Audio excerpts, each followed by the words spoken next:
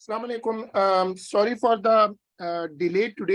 Actually आज यहाँ power का बहुत मसला है, सुबह से बार बार इलेक्ट्रिसिटी फेल हो रही है, तो इस वजह से सॉरी फॉर द डिले ना।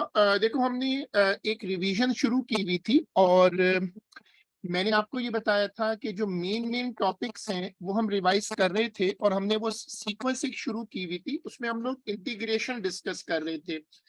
Integration of trigonometric function. Integration is the reverse of differentiation. देखो, ट्रिग्नोमेट्रिक फंक्शन में साइन एक्स को डिफरेंट इंटीग्रेट करें तो आएगा minus cos x, cos x को इंटीग्रेट करें तो आएगा साइन एक्स, सीकेंड स्क्वायर को इंटीग्रेट करें तो आएगा टेन एक्स और कोसेक स्क्वायर को इंटीग्रेट करें तो आएगा माइनस कॉट एक्स। जब आप ट्रिग्नोमेट्रिक फंक्शन को इंटीग्रेट करते हैं, जब आप क्वाड्रेटिक फंक्शन को इंटीग्रेट करते हैं,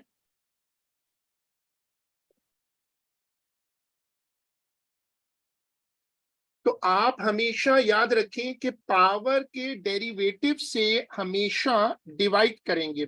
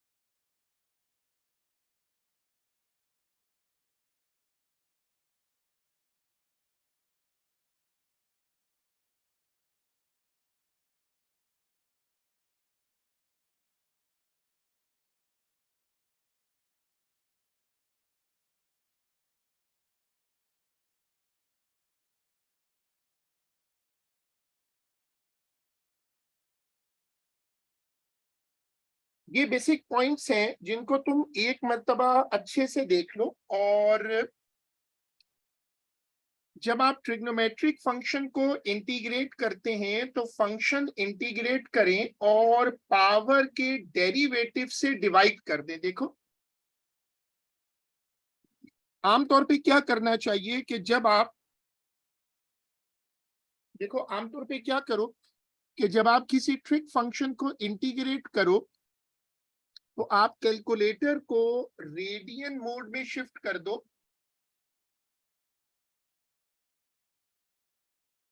इस चैप्टर के लिए सारी आइडेंटिटीज याद कर लो। जब तुम इंटीग्रेशन कर रहे हो तो एक तो अगर इंटीग्रेशन में ट्रिग्नोमेट्री आ जाए तो एक तो क्या करो कि कैलकुलेटर को रेडियन मोड में कर दो, और दूसरा जो है वो ये करो, दूसरा काम क्या करो, दूसरा काम ये करो कि तुम ट्रिग्नोमेट्री की आइडेंटिटीज अच्छे से याद कर लो। इंटीग्रेशन ऑफ एक्सपोनेंशियल फंक्शंस, ये मेरा अगला टाइटल है। देखो, एक्सपोनेंशियल फंक्शंस ना इंटीग्रेट होते हैं ना डिफरेंशिएट होते हैं, तो जब आप इंटीग्रेट करेंगे तो नो चेंज। पावर के डेरिवेटिव से डिवाइड कर दो। आपने पावर के डेरिवेटिव से डिवाइड कर दिया। सब लोग ये वाला रूल देखिएगा, and I am just coming. ये वाला रूल, ये वाली स्क्रीन नोट करिएगा ओरली।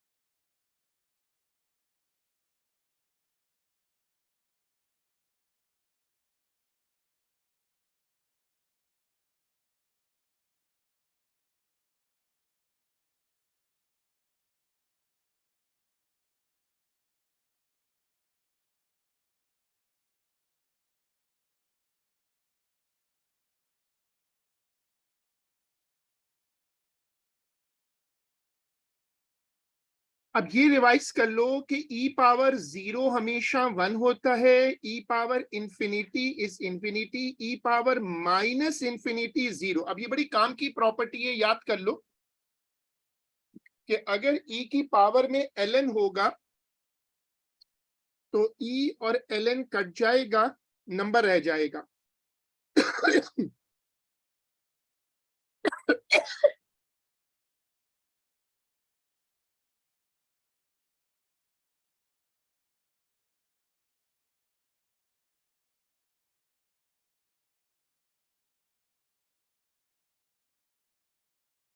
वो जो पावर होगी, जो जैसे 5 लिखा है ना, तो 5 को पहले पावर बना देंगे और फिर ln और e को काटेंगे, उससे पहले नहीं कटेगा, वो 5 को हटाकर पावर बनाएंगे।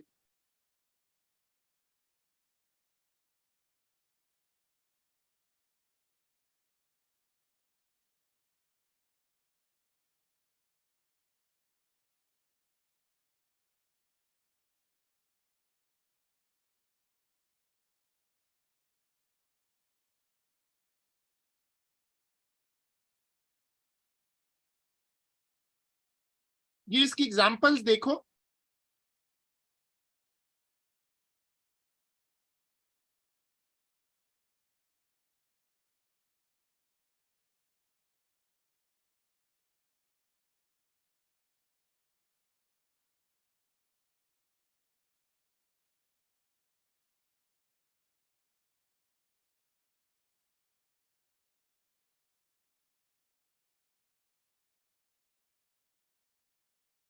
सही है, मैं चेक कर लेता हूँ यूसुफ।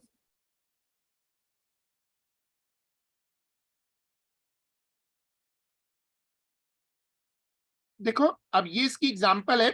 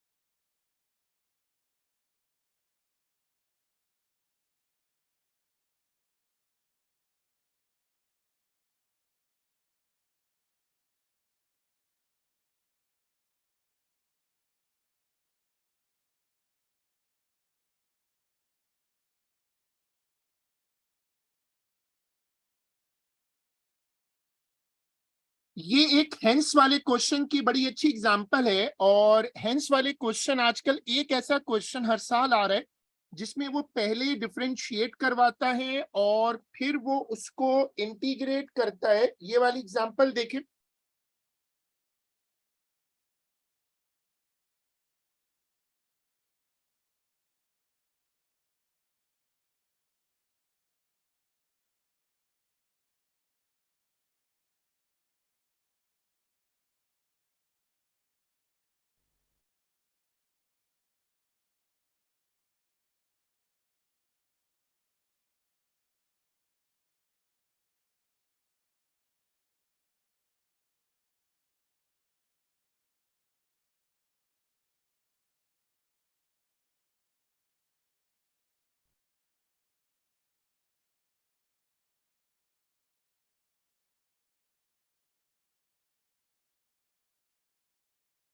अब वो आई एम नॉट श्योर कि बेसिकली तुम्हें नोट्स देखने पड़ेंगे जैन एक मरतबा, टाइम इतना है नहीं कि रिजॉल्व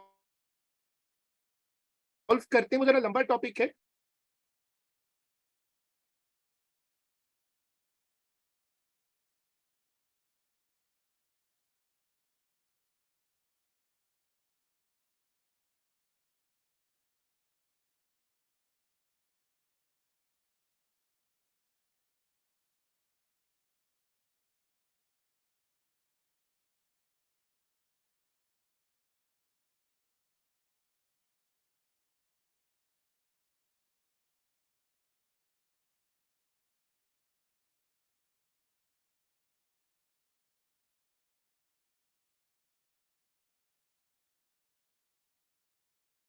इंटेग्रल y dx। सो जब हम इंटीग्रेट करते हैं किसी फंक्शन को लिमिट्स लगाकर, तो कर्व और एक्सिस के बीच में आपको एरिया मिल जाएगा।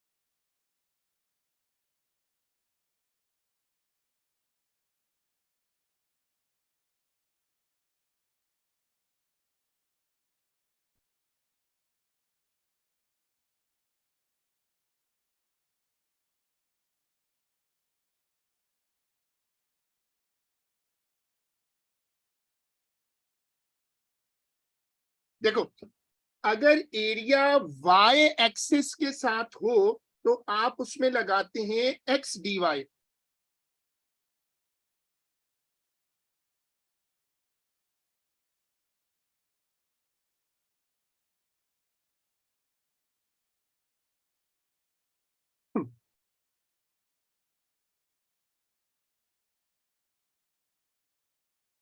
हाँ बिल्कुल।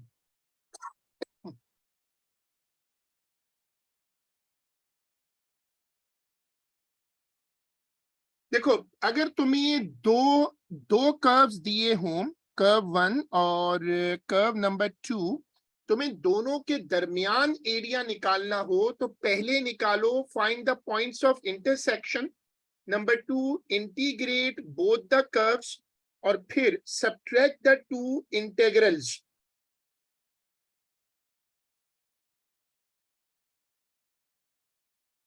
ठीक है, ये स्टेप्स देखो जब तुम्हें दो कर्व्स के दरमियान का एरिया निकालना हो।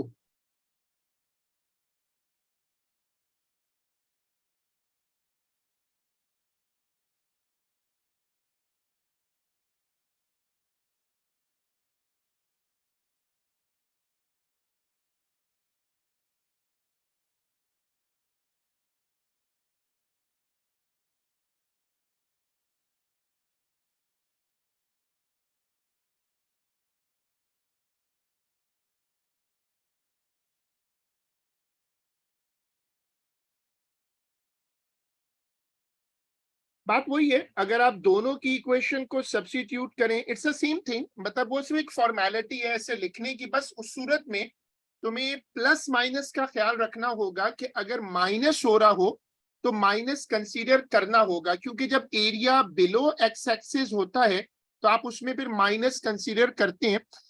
अगर कैलकुलेटर को अगर तुम देखो कि इंटीग्रेशन आ रही है, इंटीग्रेशन या डिफरेंशिएशन में अगर तुम्हें रेडियन मोड लगाना पड़े तो ये बड़ा इंपॉर्टेंट कॉन्सेप्ट है कि रेडियन मोड लगाओ, लेकिन ये याद रखना कि वापस उसको डिग्री मोड में लेकर जाना है।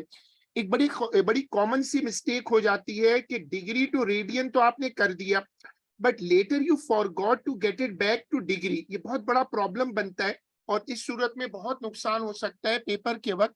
तो ये आपको अच्छे से याद रखना है। इन्होंने इंटीग्रेशन में ये वाला कॉन्सेप्ट ऐड किया था, 1/x dx is equal to ln x plus C, 1/ax plus B. यानी डिनोमिनेटर में, अगर डिनोमिनेटर में कोई फंक्शन हो और ऊपर वो फंक्शन लिखा हुआ हो तो आप उसको ln में ले जाओ।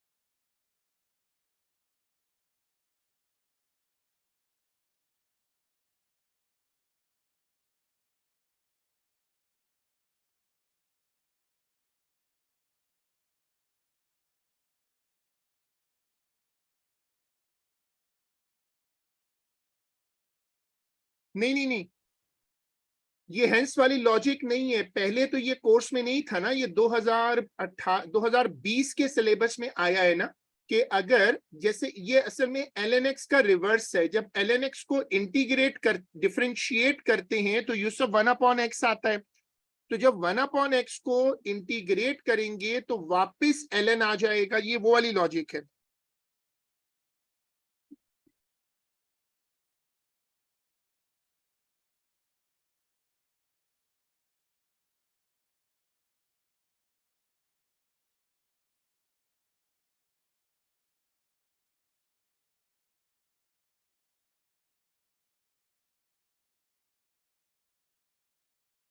बाइनोमियल थ्योरम, इसके मेन टॉपिक्स देखो, जैसे मैंने कहा था कि आई एम ट्राइंग कि तुम लोग साथ साथ एक तरह से सिलेबस का चेकलिस्ट भी बनाते जाओ। बाइनोमियल में तीन मेन टॉपिक्स हैं: basic expansion, two brackets in product form, term independent to x, the power n is unknown. ये चार कॉमन टॉपिक्स हैं बाइनोमियल में।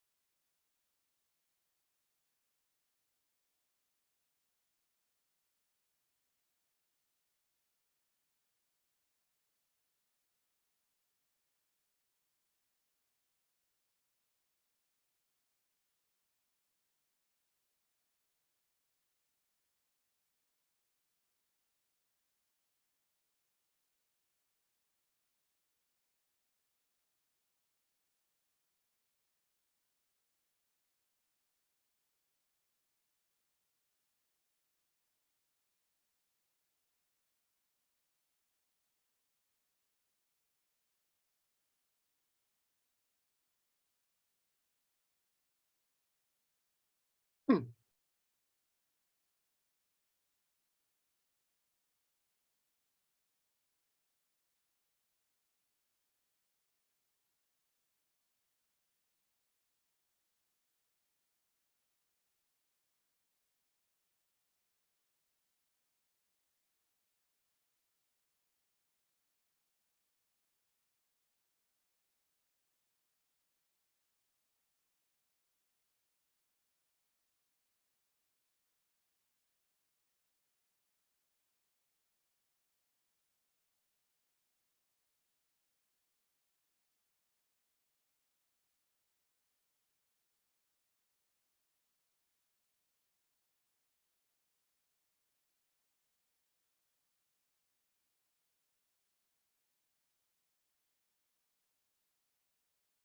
देखो, बाइनोमियल थ्योरम उस वक्त लगाते हैं जब आपको एक होल ब्रैकेट पे पावर n को सॉल्व करना हो। अब यहाँ तुम्हें लेफ्ट साइड पे नजर आ रहा है a+b whole square, a-b whole square.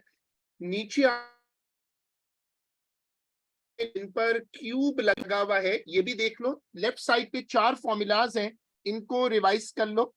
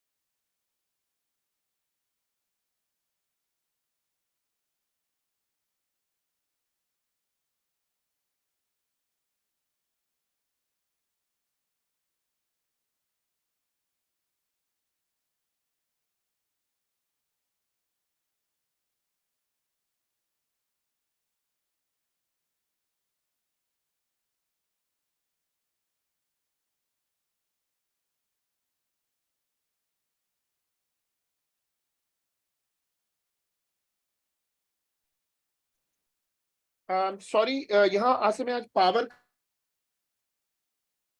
का बहुत मसला हो रहा है, so sorry for the disconnection again. देखो, पहले दो फॉर्मूला NC1 NC2 के साथ है, फॉर्मूला नंबर 3 और 4 1 प्लस एक्स के साथ हैं। और जब हम पहली टर्म 1 कर देते हैं, फिर आप इसको स्ट्रेट लिख लें। जनरल टर्म फॉर्मूला जो है उसको देखिएगा, और ये जनरल टर्म फॉर्मूला आजकल नए पेपरों में ज्यादा यूज नहीं होता। जनरल टर्म फॉर्मूला नए पेपरों में बहुत कम कम यूज हुआ है, और इसको यूज कब करते हैं, जब आपको कोई पर्टिकुलर टर्म निकालनी हो।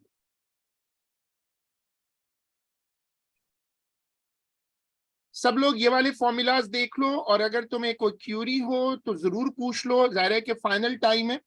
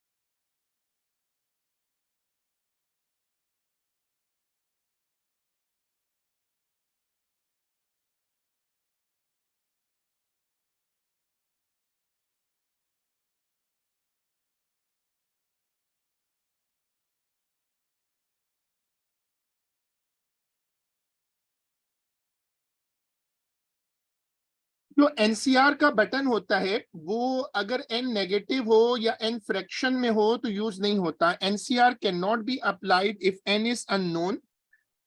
2 factorial is equal to 2 into 1। देखो, 0 फैक्टोरियल हमेशा 1 होता है। अब ये वाला फॉर्मूला देखो, ये फॉर्मूला कब लगाते हैं, बड़ा वाला, ये तब लगाते हैं जब n की वैल्यू अननोन हो। a plus B power n, formula number 6 देखो, a power n plus n a n minus 1 into b plus n into n minus 1 upon 2 factorial into a n minus 2 b2। इस तरह लिखते जाओ और इसको link करते जाओ।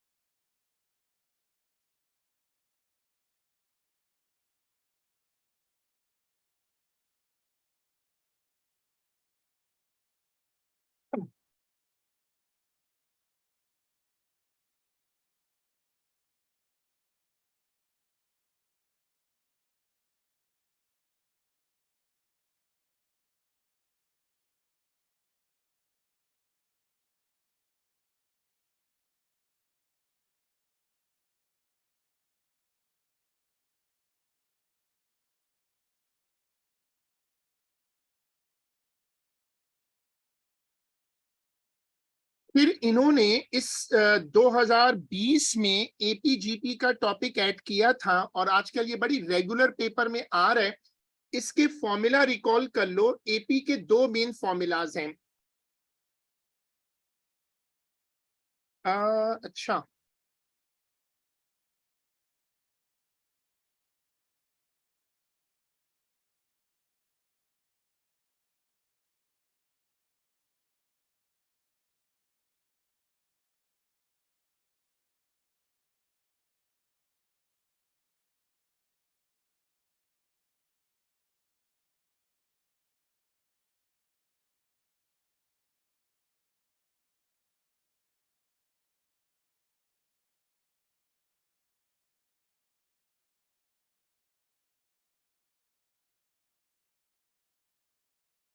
ये वाला कह रहे हो?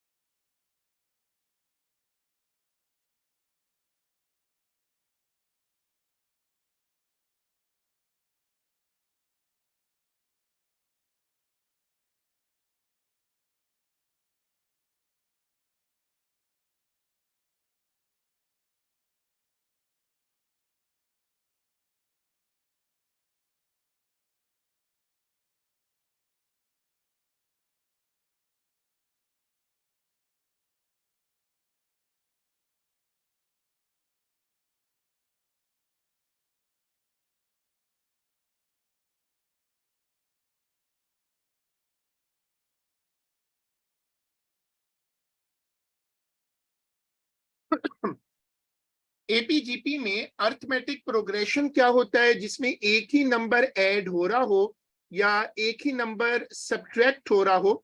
ये वाले फॉर्मूलाज देखें जो एपी के लिए अर्थमेटिक प्रोग्रेशन के लिए यूज होते हैं।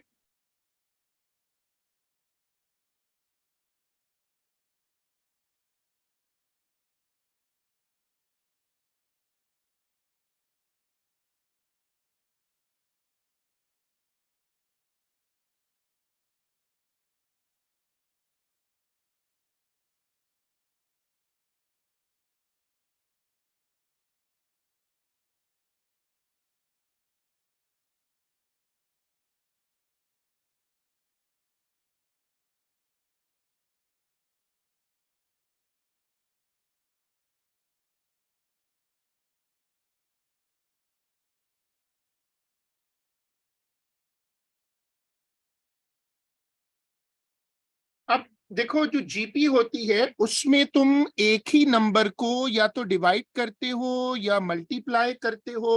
अब जीपी के चार फॉर्मूलाज हैं। T n is equal to a r n minus one, दो फॉर्मूला सम के हैं। अच्छा, एक फॉर्मूला सम टू इंफिनिटी का है। ये वाली स्क्रीन देखो।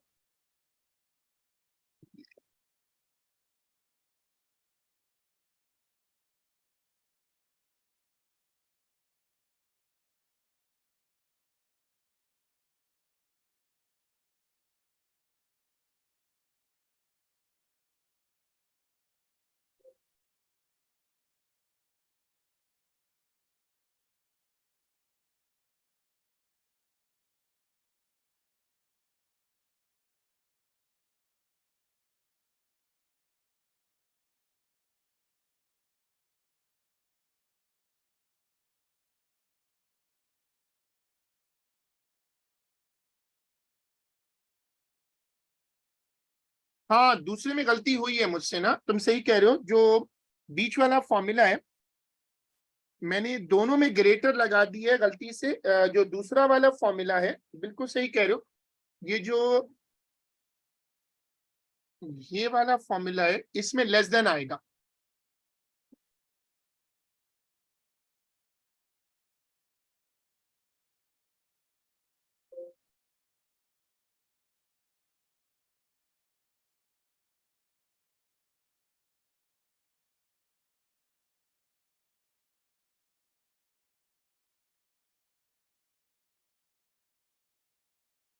देखो, अब रख लेते हैं वेक्टर के topics, main topics. Head to tail addition जो पेपर में आते हैं ना, head to tail, unit vector, equivalence of two vectors, compose and resolve velocities.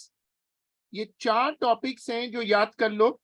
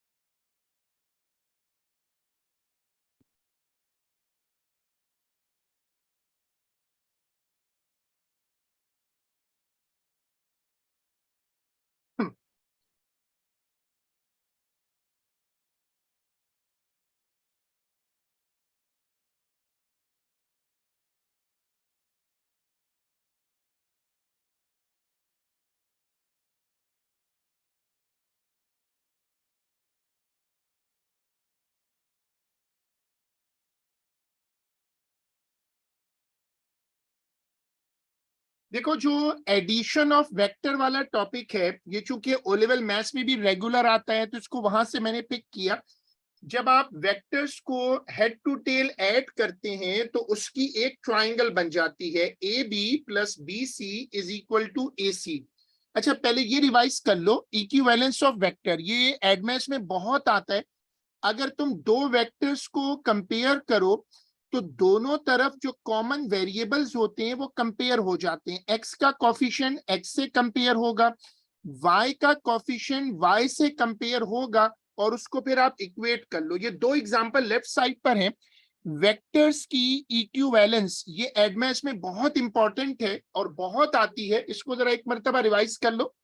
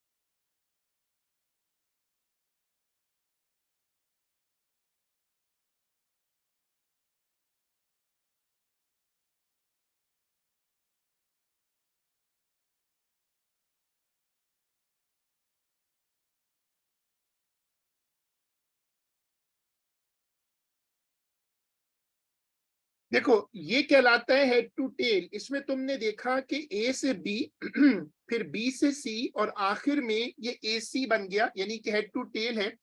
Addition of vectors मैंने यहां शो किया है कि जो वेक्टर सॉरी, जो वेक्टर हेड टू टेल होते हैं वो ऐड होते हैं, और जो हेड टू हेड होते हैं वो रिजल्टेंट वेक्टर होता है। दो इक्वेशंस मैंने बनाई हैं, दोनों इक्वेशंस देखिएगा।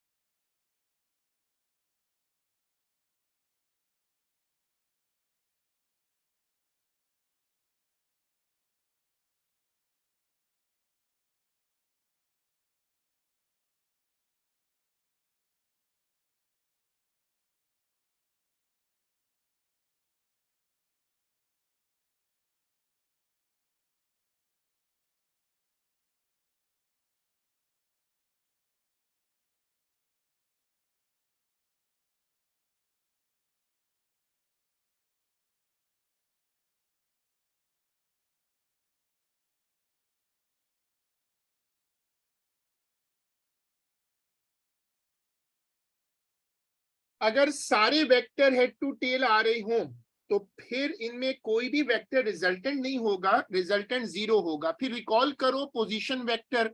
देखो पोजीशन वेक्टर क्या होता है, वो वेक्टर जो ओरिजिन से शुरू हो उसको कहते हैं पोजीशन वेक्टर। अब जैसे फॉर एग्जांपल हम यहाँ एक वेक्टर दिखा रहे हैं ओपी, तो OP is a position vector.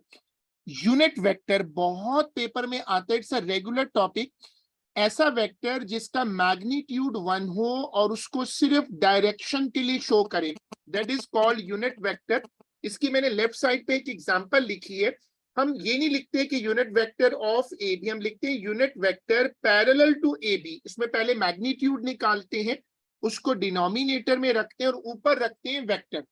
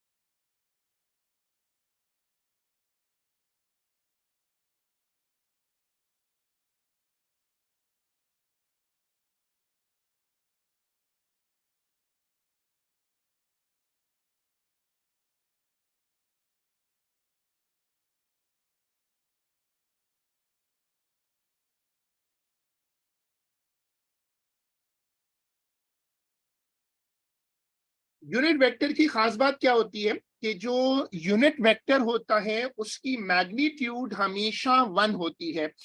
अगर दो वेक्टर पैरेलल हो तो उनका यूनिट वेक्टर सेम होता है। बड़ा इंपॉर्टेंट कॉन्सेप्ट है। तो अगर तुम दो वेक्टर्स लो, एक का यूनिट वेक्टर निकालो, दूसरे का निकालो, दोनों का यूनिट वेक्टर सेम नहीं आता। अगर दोनों वेक्टर्स का यूनिट वेक्टर सेम नहीं आता तो इसका मतलब वो पैरेलल है। स्टैंडर्ड यूनिट वेक्टर, एक का नाम है आई और दूसरे का नाम है जे। देखो कॉन्सेप्ट क्या है, आई रिप्रेजेंट करता है एक्स एक्सिस को, जे रिप्रेजेंट करता है वाई एक्सिस को।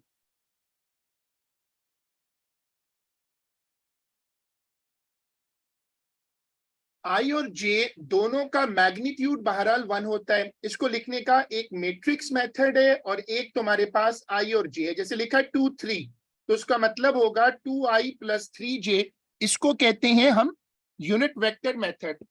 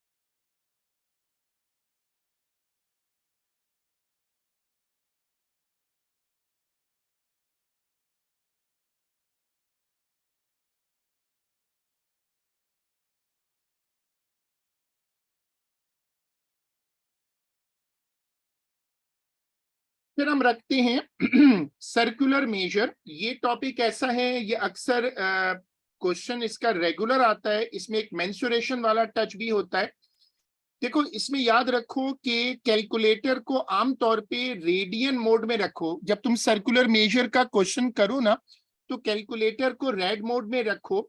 और मैंने आज आपको फिर समझाया कि देखो, रेड मोड में कन्वर्ट करना तो कोई इशू नहीं है, असल मसला बाद में याद रखना होता है कि आप उसको दोबारा डिग्री मोड में कन्वर्ट भी करो।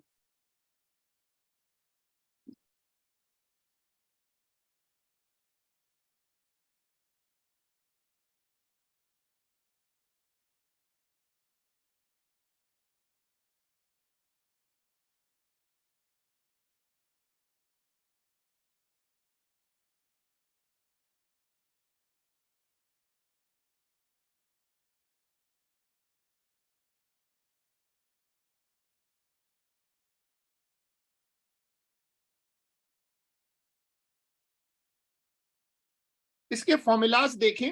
पहले दो फॉर्मूला तो बड़े सिंपल हैं। फिर ये याद रखो कि pi radian is equal to 180 degree, और degree to radian multiply by pi upon 180, radian to degree multiply by 180 upon pi. Arc length, इसके दो फॉर्मूलाज हैं। एक तो वो एडमेस वाला S is equal to R theta, जिसमें थीटा रेडियन में होगा, और दूसरा थीटा डिग्री अपॉन 360। फॉर्मूला देख लो एक मरतबा।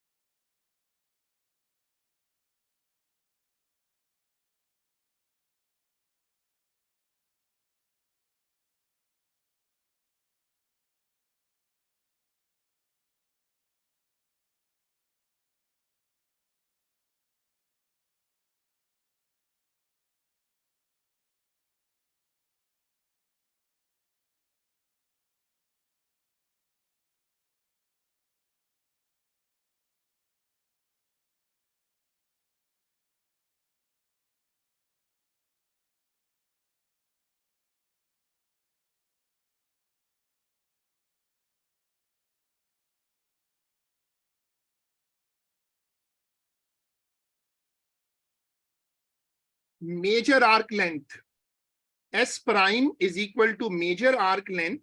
इसमें दो तरीके हैं, दो फॉर्मूला लिखे हुए हैं। एक तो r into 2 pi minus theta, और उसी को ब्रैकेट खोल के लिख सकते हैं। मेजर आर्क कैसे निकालते हैं कि माइनर आर्क में से उसको माइनस कर दो।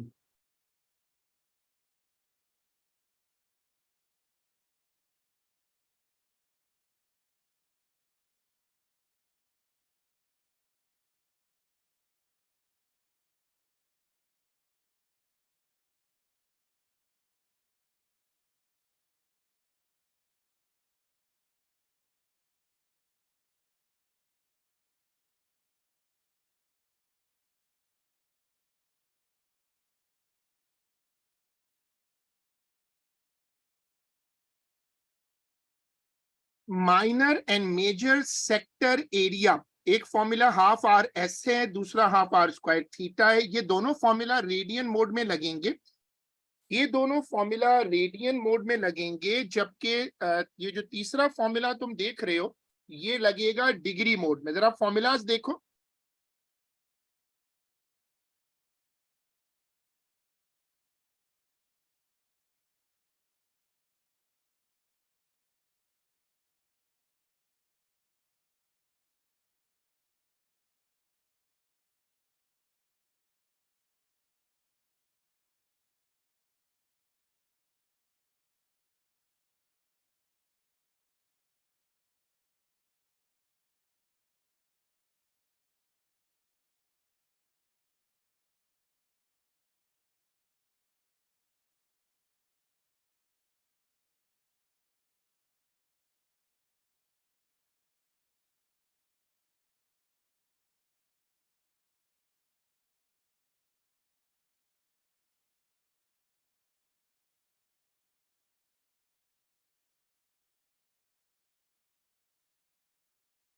हम्म,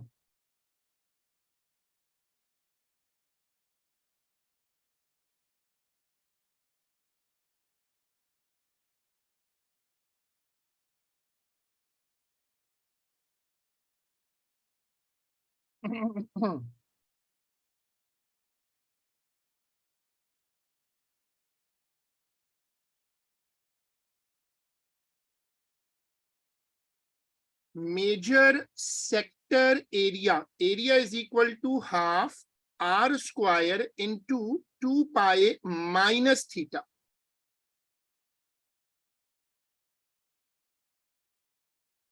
देखो, जो अंदर वाला एंगल है वो थीटा है और जो बाहर वाला एंगल है वो 2 पाई माइनस थीटा है। तो असल में ये क्या है कि तुम इसको ऐसे समझो कि तुम्हें अगर माइनर सेक्टर पता है तो एरिया ऑफ अ सर्कल से उसको माइनस कर दो। Area of triangle inside a circle, area of triangle inside a circle half are square sine theta. ये फॉर्मूला यूज करोगे जब तुम्हें किसी ट्रायंगल का एरिया निकालना होगा।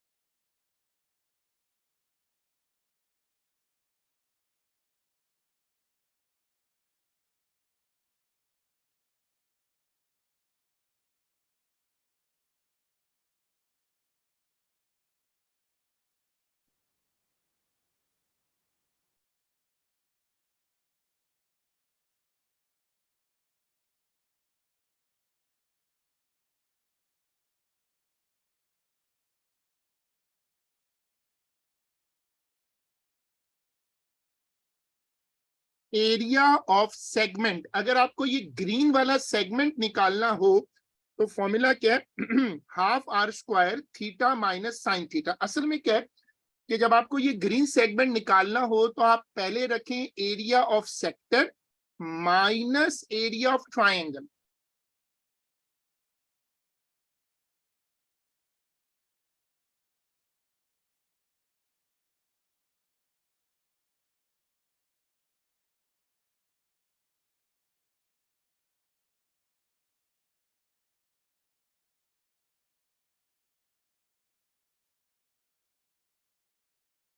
Radius versus tangent, radius of a circle is perpendicular to tangent, ये वाली प्रॉपर्टी रिवाइज करो।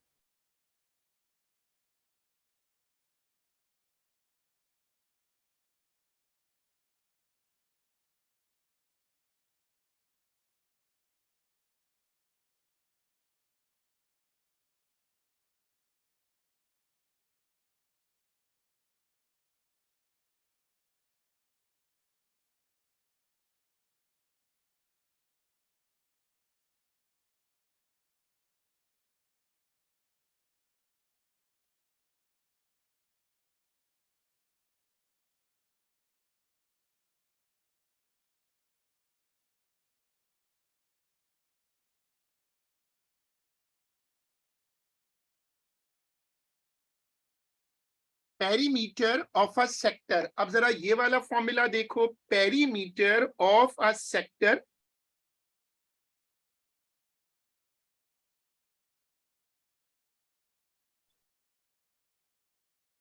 देखो,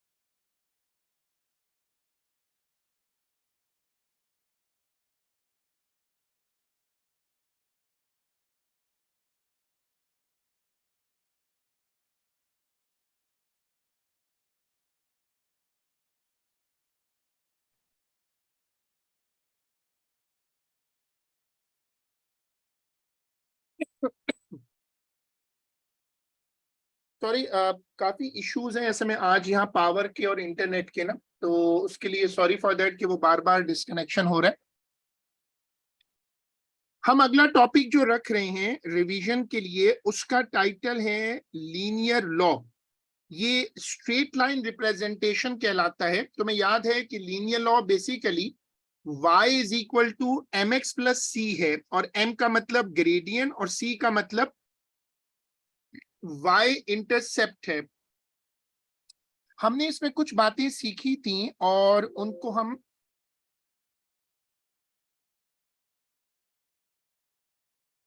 जो भी इक्वेशन आपको दी हुई होती है, आप पहले उसको y is equal to M x plus सी की फॉर्म में रिड्यूस कर लो, और फिर वहां से m और x और y और c निकाल लो और फिर कंपेयर कर लो। अ, क्योंकि एक लिंक वर्क नहीं कर रहा तो I have to recheck the link.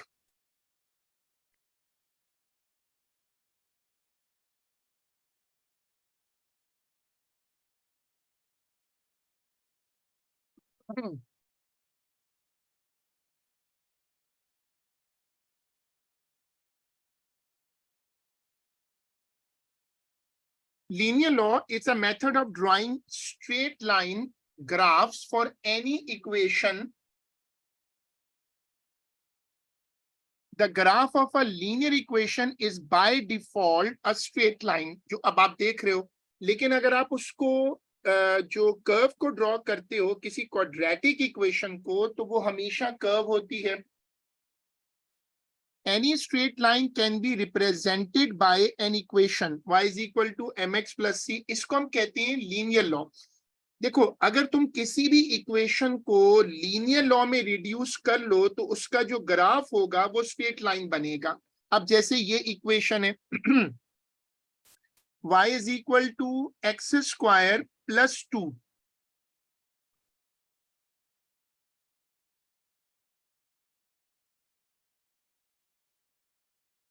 ये वैसे तो कर्व बनेगा ना, लेकिन अगर तुम इसको इसकी वेरिएबल्स चेंज कर दो, और ये वैसे तो कर्व बनना चाहिए, लेकिन अगर तुम y is equal to x square plus 2 को y is equal to M x plus c से कंपेयर कर लो, तो x y m और c निकल आएगा। फिर जब तुम प्लॉट करोगे तो अब तुम देखोगे कि इस नई प्लॉटिंग के वक्त इट विल बी नई प्लॉटिंग के वक्त it will be a straight line, क्योंकि तुमने प्लॉट कर दिया एक्स स्क्वायर पे।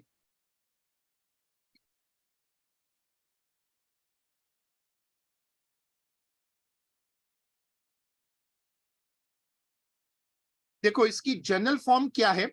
इसकी जनरल फॉर्म है कि ओनली वेरिएबल पहले में आएगा। y का मतलब है ओनली वेरिएबल, x का मतलब है वेरिएबल एंड कांस्टेंट, और आखिर में सिर्फ कांस्टेंट है।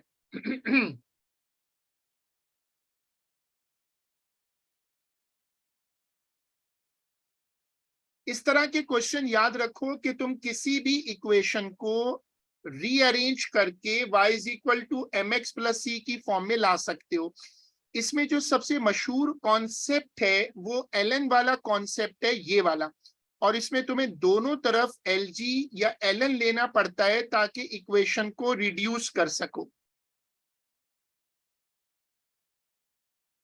देखो, अब तुमने पहले y is equal to a x power n देखा, उसको तुमने रीअरेंज किया, उससे ग्राफ बन गया, और उस ग्राफ को तुम रख कर फिर इक्वेशन को रीअरेंज कर सकते हो।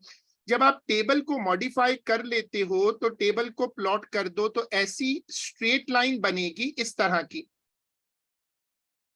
उससे फिर आप ग्रेडियंट निकालते हो, बाकी चीजें निकालते हो। Now come to a topic which is called quadratics.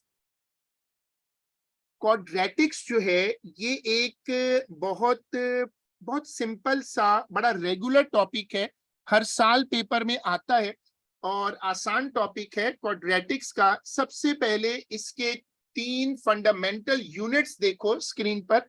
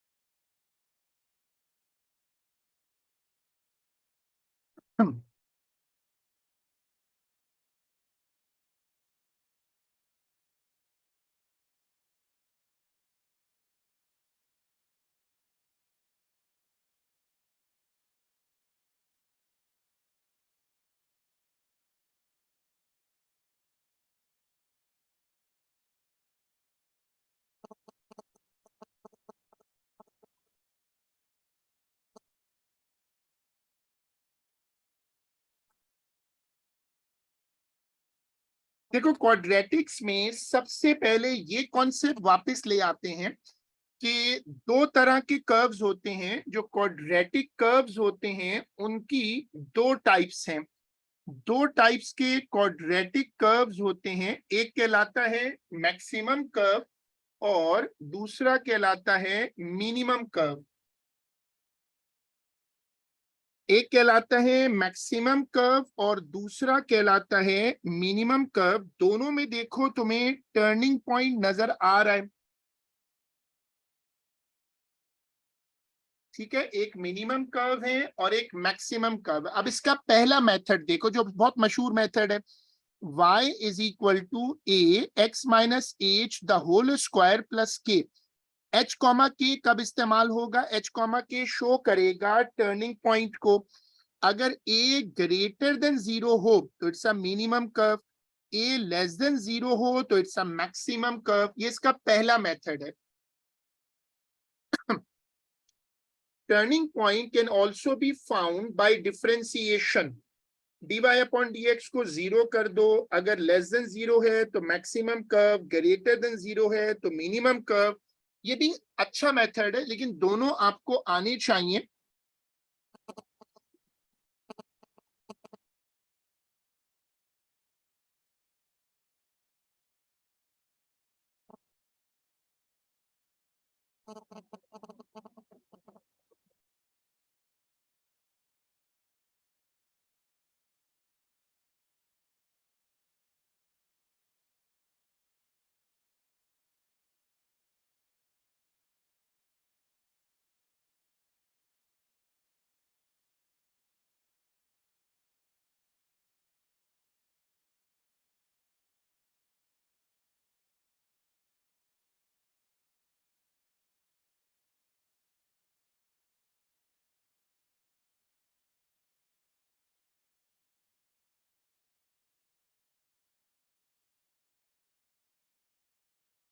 बिल्कुल।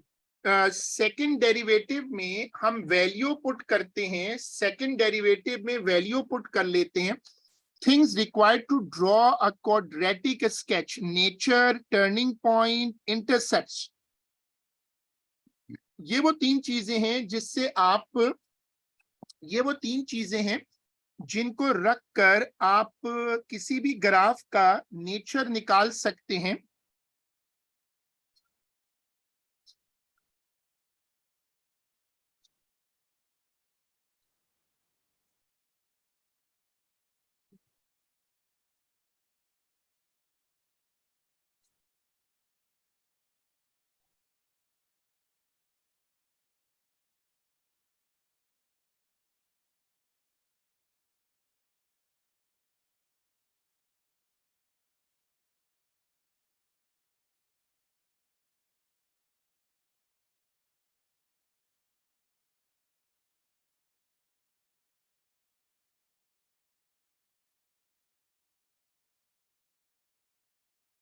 ये कॉमन तरीका हमने एडमेस की बुक्स में देखा है, किया है कि आप पहले इंटरसेप्ट निकाल लो, टर्निंग पॉइंट निकालो और फिर अगर एग्जामिनर कहे तो आप एक रफ स्केच भी बना सकते हो।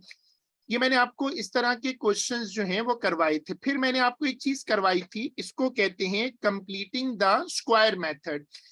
ये इंपॉर्टेंट है और इसमें दो फॉर्मूला आपको पहले से आते हैं, इनको हम मिलाकर कंप्लीटिंग द स्क्वायर मेथड कहते हैं। देखो, कंप्लीटिंग द स्क्वायर में क्या करते हैं, जो नंबर x के साथ होता है उस नंबर को हाफ कर दो, हाफ करके उसका स्क्वायर प्लस माइनस करो और उससे इक्वेशन बना दो। देखो, लेफ्ट साइड पे देखो तो ये मेथड कहलाता है कंप्लीटिंग द स्क्वायर मेथड।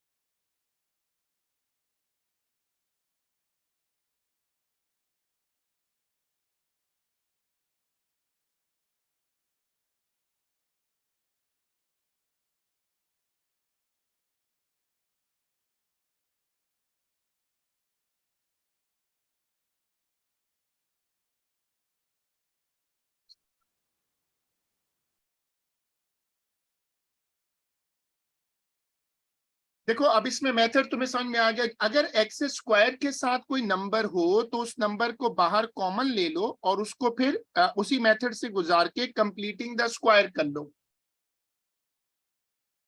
अब जरा रूल नंबर 3 देखो कि अगर तुम्हारे पास एक फॉर्मूला इस फॉर्म में हो जिसको हम फैक्टर फॉर्म कहते हैं, तो x is equal to alpha plus beta upon 2, तो a is less than 0, a is greater than 0, put x in the given equation to find y।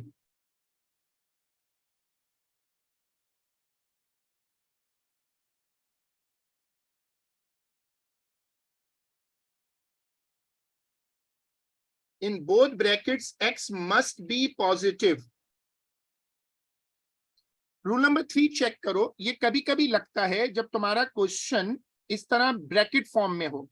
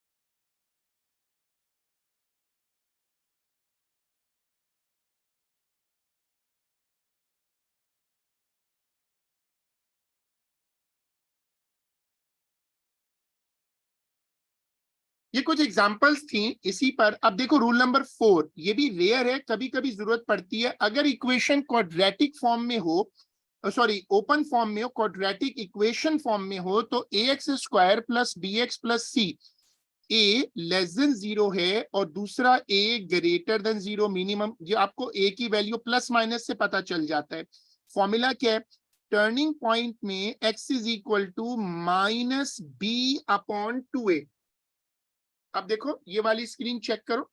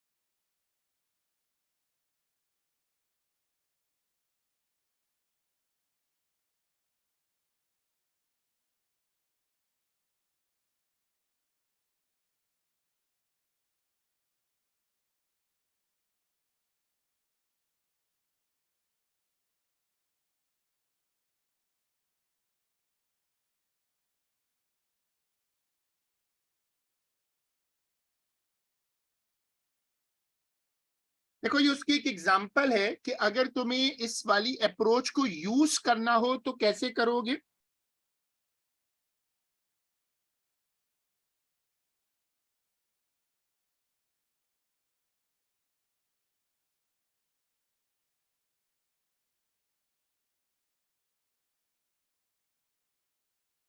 हम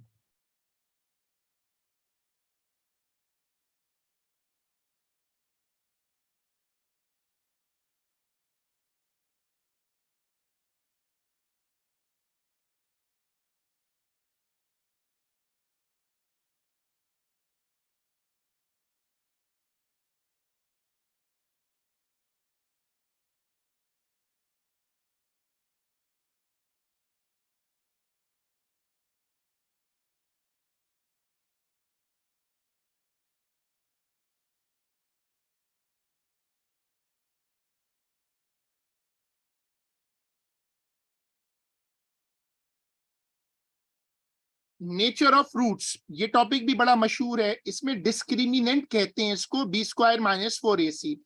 अगर रूट्स इमेजिनरी हो तो B square minus 4ac less than 0 होता है। B square minus 4ac is equal to 0, तो roots are real and equal. B square minus 4ac greater than 0, roots are real and distinct.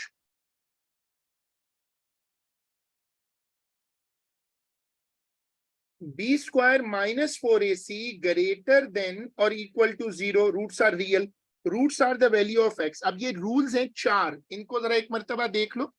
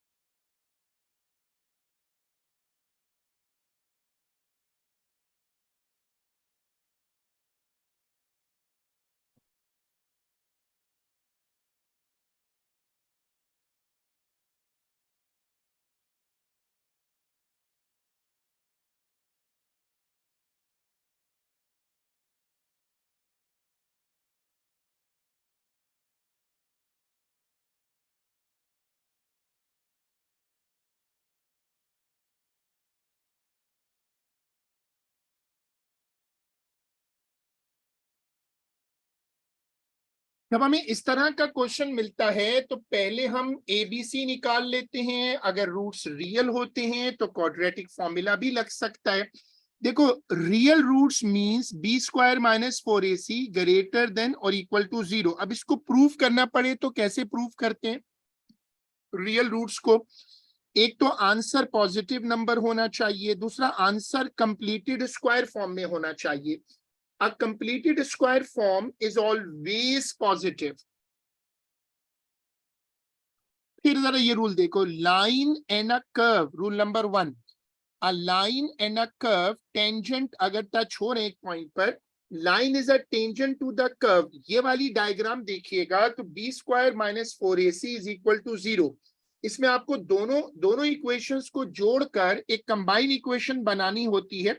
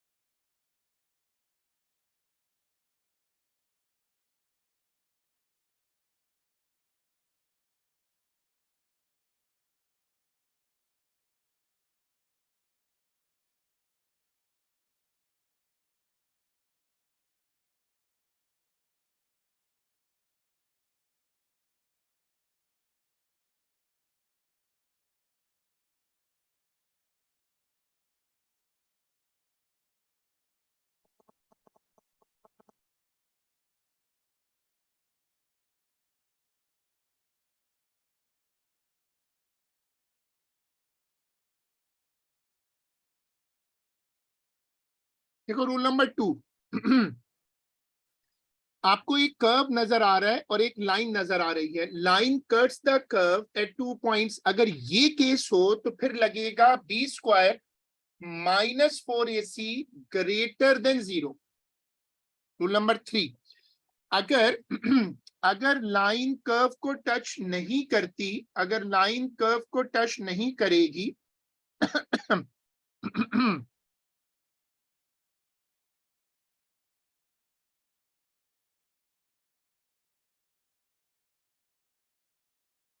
अगर line curve को touch नहीं करती तो फिर आप लगाएंगे B square minus 4ac less than 0। हाँ, अगर लफ्ज लिखा हो मीट, उसमें दोनों ऑप्शन हो सकते हैं, टेंजेंट भी हो सकता है, कट भी हो सकता है। तो फिर रूल नंबर 4 आ जाएगा, B square minus 4ac greater than और इक्वल टू 0।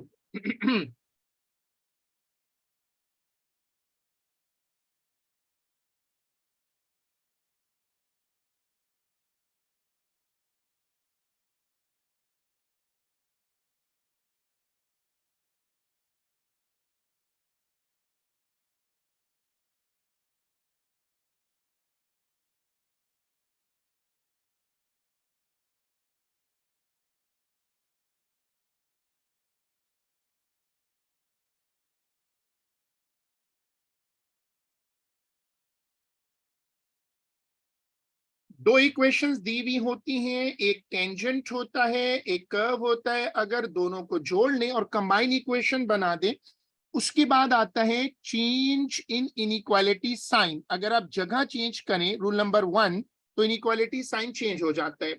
अगर आप माइनस को शिफ्ट करें तो भी इनइक्वालिटी साइन चेंज हो जाता है। अगर दोनों तरफ से माइनस कैंसिल कर दें तो भी इनइक्वालिटी साइन चेंज हो जाता है।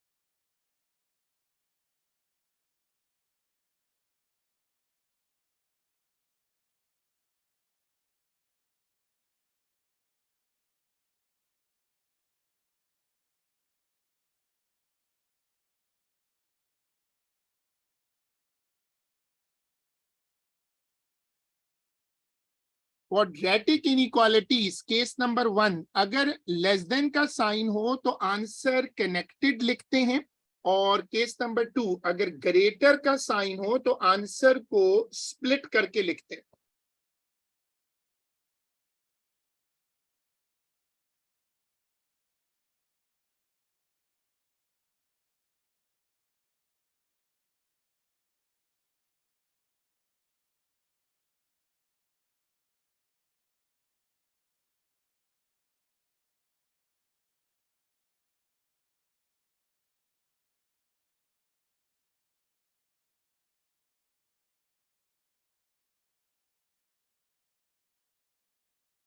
जब आप ये मेथड लगाते हैं तो 0 होना चाहिए राइट साइड पर, और left hand side should be in factor form. ये मेथड लगाने के लिए जरूरी है।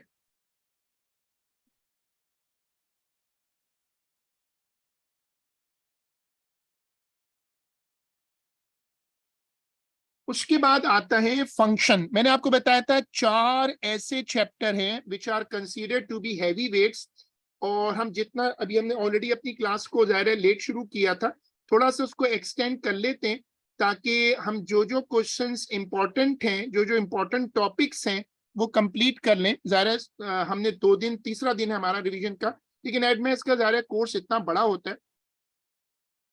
तो फंक्शंस का टॉपिक है, ये उन टॉपिक्स में आता है हैवी वेट्स में, trigonometry, differentiation, integration and function. यहाँ पर ऐसा करते हैं कि 10 मिनट का नमाज का गैप कर लेते हैं। तो मैं भी नमाज पढ़ लेता हूँ, आप लोग भी पढ़ लें, और हम इसको 10 मिनट्स में इंशाल्लाह दोबारा शुरू कर लें।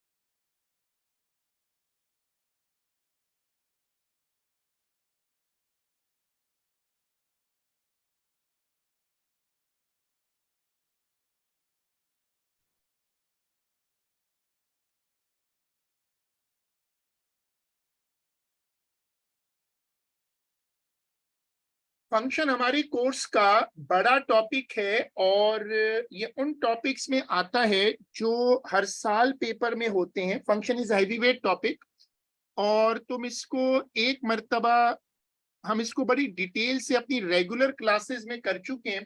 तुम्हारे पास ये सारे नोट्स रजिस्टर के आखिर में लिखे हुए हैं। देखो, फंक्शन का हम एक रिव्यू कर रहे हैं, जो मैंने बताया कि हैवीवेट टॉपिक है। Function is a relation between two variables. Function is a modified form of an equation. हम इसको इस तरह याद रखते हैं, इसके सिंबल्स होते हैं fx, gx, hx, इस तरह का टेबल बना लेते हैं। जो x की वैल्यूज हैं उनको कहते हैं डोमेन और y की वैल्यूज को कहते हैं range. Domain is a set of values of x. Range is a set of values of y.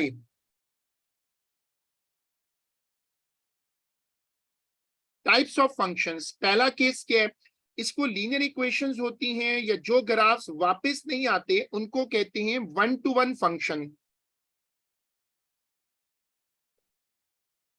देखो जैसे ये it's a one two one function. ये आप जो देख रहे हो, जो ग्राफ वापस आ जाता है उसको कहते हैं many to one function. Quadratic functions are always many to one except at the turning point. अब ये जो फंक्शंस हैं इनको कहते हैं मैनी टू वन। ये वाला नॉट अ फंक्शन है। इसमें आप देख सकते हो x एक है और y दो है। This is not a function. इसमें आप देखो इमेज नहीं एग्जिस्ट कर रहा, it's not a function. If domain alters, बड़ा इंपॉर्टेंट कॉन्सेप्ट है, अगर आप डोमेन बदल दें तो नेचर ऑफ द फंक्शन बदल जाती है। ये एडमेस के एक ही चैप्टर ऐसा है जिसमें तुम्हें थ्योरी भी करनी चाहिए, जो थ्योरी मैंने नोट्स में लिखवाई है। लेफ्ट साइड पे देखो तो मैनी टू वन है, राइट साइड वाला वन टू वन है, क्योंकि तुमने डोमेन बदल दिया ना। एग्जाम्पल्स देखें, सबसे कॉमन ओ लेवल वाली एग्जाम्पल, ओ लेवल मैथ्स वाली एग्जाम्पल ये है कि जब तुम किसी फंक्शन को ऑब्जेक्ट और इमेज में लिंक करो तो x का मतलब है ऑब्जेक्ट, y का मतलब है image. Calculation of domain and range. अगर लीनियर फंक्शन हो तो domain is inserted directly in the equation two obtain range. अगर लीनियर फंक्शन हो तो डायरेक्टली डोमेन को रखो, रेंज निकल आएगी। Domain and range of a quadratic function, ये थोड़ा ट्रिकी होता है। अगर क्वाड्रेटिक फंक्शन हो तो फिर पहला स्टेप क्या होता है डोमेन रेंज के सवालों में, कि पहले तुम टर्निंग पॉइंट निकालो। उसके चार तरीके, इनमें से कोई भी तरीका लगा दो।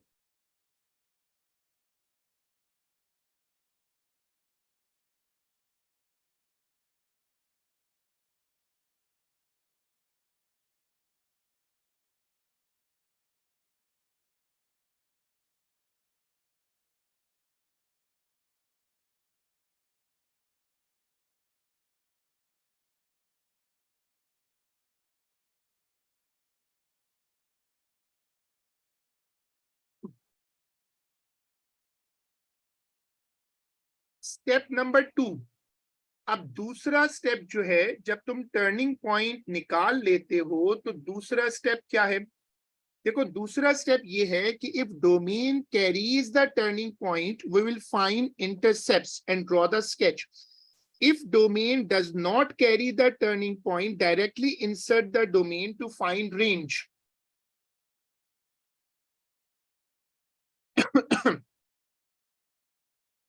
For a quadratic function, one range corresponds to two domains. देखो रेंज एक है लेकिन डोमेन दो है।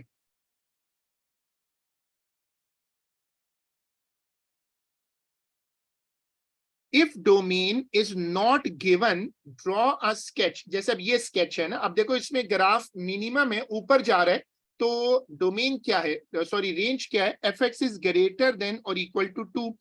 ये उसका सेट फेस बना हुआ है, ये उसका मिनी ये मैक्सिमम कर्व है। इसमें क्या है, देखो रेंज क्या है, fx इज लेस देन और equal to 8।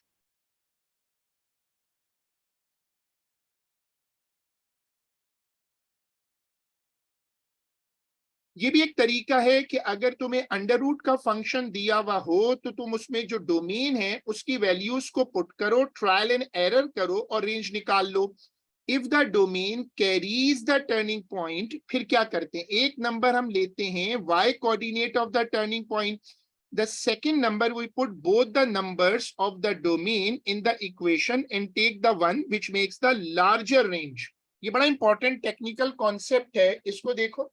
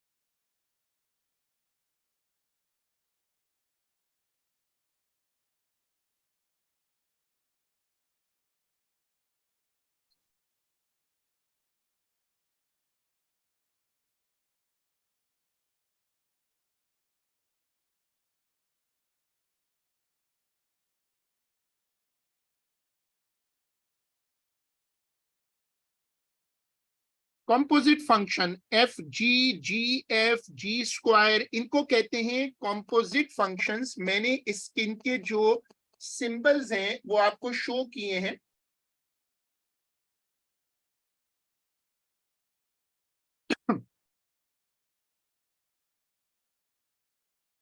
In this topic, two or more functions are combined. fx is equal to 2x plus 3, gx is equal to 2 minus 5x।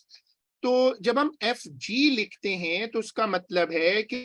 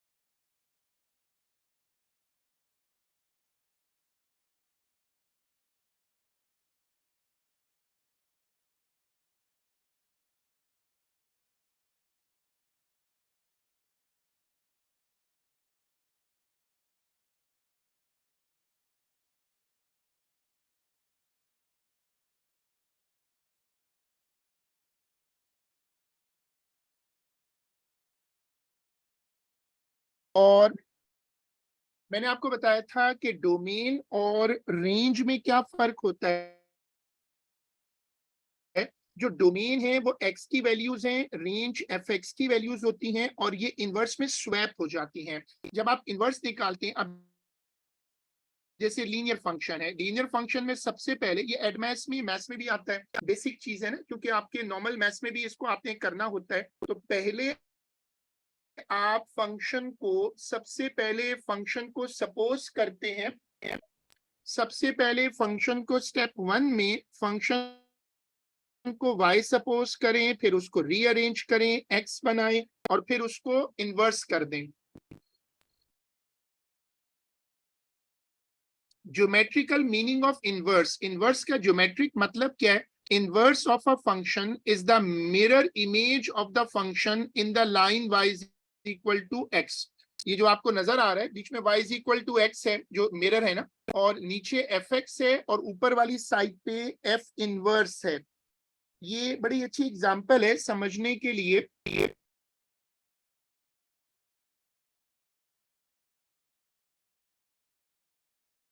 जब हम इनवर्स निकालते हैं तो हम x और y को स्वैप कर देते हैं। क्वाड्रेटिक फंक्शंस का इनवर्स कैसे निकलता है? जब आप क्वाड्रेटिक फंक्शंस डील करते हैं तो उसमें आप उसका इनवर्स डायरेक्टली नहीं निकाल सकते। एक मेथड तो ये वाला है, f of a is equal to b, a is equal to f inverse b. ये उस वक्त लगता है अगर इनवर्स के साथ कोई नंबर दिया हुआ हो, जैसे ये वाला केस हमने किया था। अच्छा, अब ये बड़ा काम का रूल है कि domain of a function is the range of its inverse, and range of a function is the domain of f inverse. Swap हो जाता है। Second method to find inverse of a quadratic function, completing the square, और दूसरा step f x को y ले लो। Example 1, अब जब आप इसको इनवर्स लोगे और इसको रीअरेंज करके क्वाड्रेटिक फॉर्म बना दो तो इससे आपको एक्स को सब्जेक्ट मिल जाएगा। अब इस मेथड में ना इनवर्स की दो वैल्यूज आती हैं प्लस माइनस के साथ। According to the data of the question select plus और माइनस। फिर ये एजम्प्टोट वाले स्केचेस मैंने करवाए थे और मैंने कहा था कि इसको पहले पार्शियल फ्रैक्शन में चेंज करो। एजम्प्टोट के केस में ये रूल्स याद कर लो। और फिर हम इसमें हमने डिस्कस किया था कि इसमें भी वही तरीका है, पहले इंटरसेप्ट निकालो, फिर एजम्प्टोट्स बनाओ, फिर ड्रॉ कर दो। लेकिन ये रेयर टॉपिक है, बहुत कम कम आता है। और स्केचेस रिवाइज कर लो मेरे साथ क्विकली, ताकि जो मेन स्केचेस हैं यहाँ पर, जो मेन स्केचेस हैं ई पावर एक्स, ई पावर माइनस एक्स, और ये वाले स्केचेस, फिर उसके बाद एलन के sketches, x square 1/x, x cube और ए पावर एक्स, फिर अंडर रूट एक्स। फिर आ जाते हैं मॉड्यूलस फंक्शन पे। अगर आप मॉड्यूलस के अंदर कोई मॉड्यूलस एक साइड से हटाएंगे तो दूसरी तरफ प्लस माइनस आएगा। मॉड्यूलस के अंदर अगर प्लस माइनस हो तो प्लस माइनस खत्म होके प्लस हो जाएगा। दोनों तरफ मॉड्यूलस हो तो स्क्वायरिंग ऑन बोथ साइड्स होगी। जो मॉड्यूलस के स्केचेस होते हैं वो वी शेप के होते हैं। अगर मॉड्यूलस से पहले प्लस हो तो वी इस तरह का शेप बनेगा जो आपको नजर आ रहा है, यानी कि मिनिमम स्केच बनेगा। मॉड्यूलस से पहले माइनस हो तो इन्वर्टेड वी बनेगा। To find vertex take the function in the modulus sign and make it 0, y intercept x0। Modulus sketches are symmetrical, the sketch must obey the domain given. ये पहला method है। वैसे इसके अब दो मेथड हो गए हैं। जो पहला मेथड है वो ये वाला था कि पहले वो वर्टेक्स निकालो, सबसे पहले डिटरमाइन करो नेचर, फिर वर्टेक्स निकालो, फिर वाई इंटरसेप्ट निकालो, और फिर स्केच ड्रॉ कर दो। क्वाड्रेटिक मॉड्यूलस फंक्शन, जो क्वाड्रेटिक फंक्शंस होते हैं उनकी ये नॉर्मल शेप होती है।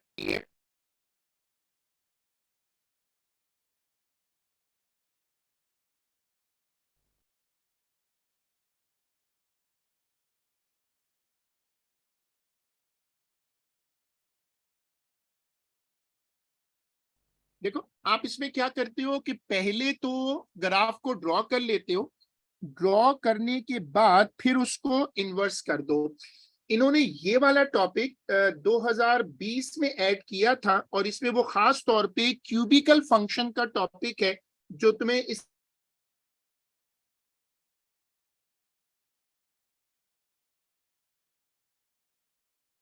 फॉर्मेशन स्केचेस में रिफ्लेक्शन, ट्रांसलेशन, रोटेशन आता है।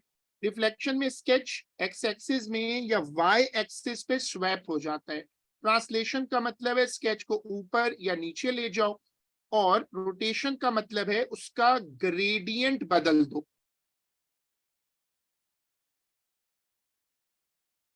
इस तरह के क्वेश्चंस पेपर में आए हैं जिसमें पूरे पूरे स्केच बने होते हैं, और तुम्हें स्केचेस मैंने दिखा दिए, नोट्स में भी हैं। इनवर्स के स्केच तो कई मर्तबा आ चुके हैं। हम अपने आखिरी टॉपिक पे आ जाते हैं, पार्टिकल मैकेनिक्स और कैलकुलेशन। इसके दो टॉपिक्स, इसके इसके अंदर दो टॉपिक्स आते हैं, कैलकुलेशन बेस्ड क्वेश्चन और स्केचेस। हमारा आखिरी टॉपिक है, इसके टॉपिक्स देखो।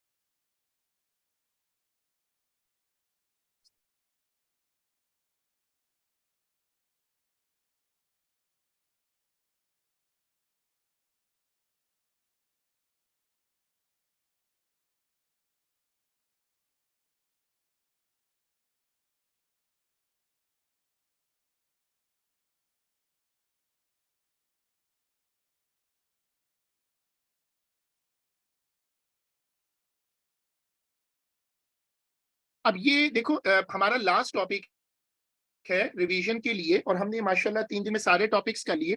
पार्टिकल मैकेनिक्स से रेगुलर आने वाला टॉपिक है, किसी एक पेपर में आता है, दोनों में नहीं आता। आसान टॉपिक है आजकल, इसमें बस स्केचेस जरूर रिवाइज कर लेना। अब वो इसका टाइम नहीं बचा इधर हमारे पास, तो मैंने इसमें शो किया है।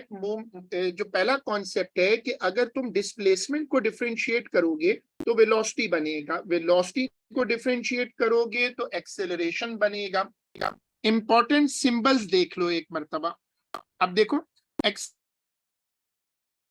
acceleration is the rate of change of velocity। दो टाइप्स होती हैं, uniform and non uniform. Left side पे जो तुम्हें दिख रहा है वो यूनिफॉर्म एक्सेलरेशन है।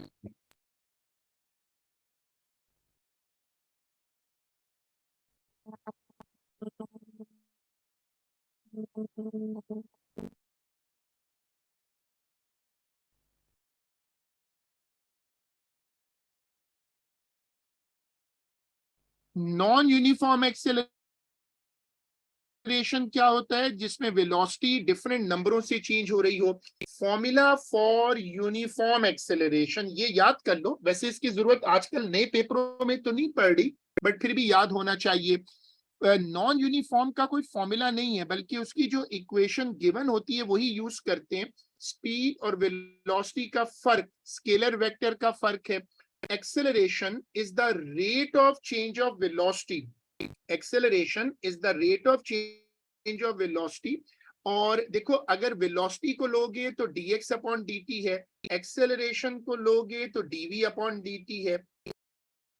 velocity being a vector becomes negative after a U-turn।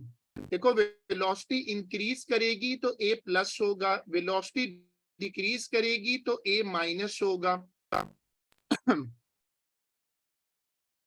Displacement negative होता है अगर आप रेफरेंस पॉइंट की लेफ्ट साइड पर आ जाएं। एट रेस्ट वेलोसिटी 0 है, इनिशियल मींस टाइम 0 कर देते हैं। अब ये बेसिक मैथमेटिक्स है, डिफरेंशिएशन करोगे डिस्टेंस को तो वेलोसिटी बनेगी। अगर when a particle reaches the starting point, its displacement become zero. अगर पार्टिकल वहीं वापस आ जाए जहां से चला था तो वेलोसिटी becomes zero. अच्छा, अब ये बड़ा टेक्निकल सा कॉन्सेप्ट है इस चैप्टर का कि for distance travel make a table for time and displacement, insert x for t0, insert x for the U turn, insert x for the given time. ये टेबल बना लो. जब तुम्हें डिस्टेंस ट्रेवल निकालना हो, जीरो पर distance निकालो, zero velocity पे निकालो और फाइनल जो तुम्हें दिया हुआ है उस पे निकालो. इससे तुम्हारे पास एक नंबर लाइन ग्राफ बन जाएगा, उसको रखकर डिस्टेंस ट्रेवल निकलेगा. ये मेथड डिस्प्लेसमेंट में रिक्वायर्ड नहीं होता. अगर डिस्प्लेसमेंट निकालना हो तो फिर तो डायरेक्ट निकल आएगा इक्वेशन में पुट करके. Distance from a fix point means displacement. Average speed का फॉर्मूला क्या है? Total distance upon time. For average speed we need the distance travel, so a table is required.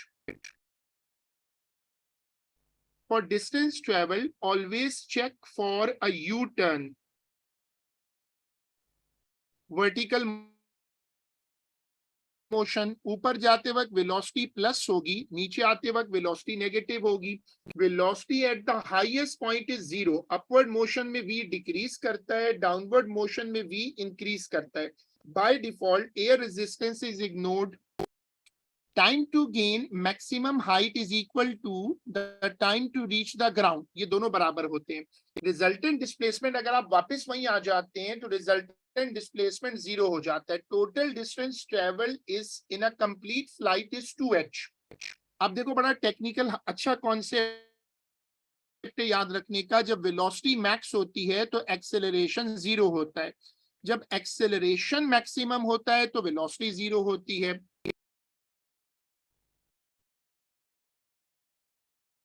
Integration in kinematics, acceleration को integrate करो तो velocity आती है, velocity को integrate करो तो डिस्प्लेसमेंट आता है. In every integration remember to put constant. अगर ये लिखा हो t is the time measured in second after passing o, तो t जीरो कर दो और x को भी जीरो कर दो. ये इस तरह के क्वेश्चंस हमने किए थे. सैंपल के लिए देखें. जब डिस्टेंस ट्रेवल्ड होगा तो उसमें आप नंबर लाइन ग्राफ बना लें तो अच्छा होता है.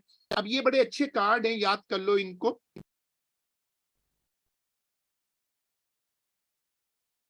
चलो, अब हमने माशाल्लाह सारी चीजें कर ली और बीच में थोड़ा आज इंटरनेट का और पावर इशू था तो उसके लिए प्रॉब्लम हुई. लेकिन बहरहाल आपके पास कोई भी कंफ्यूजन हो आफ्टर द क्लास भी तो you can always ask me. आपको बेसिकली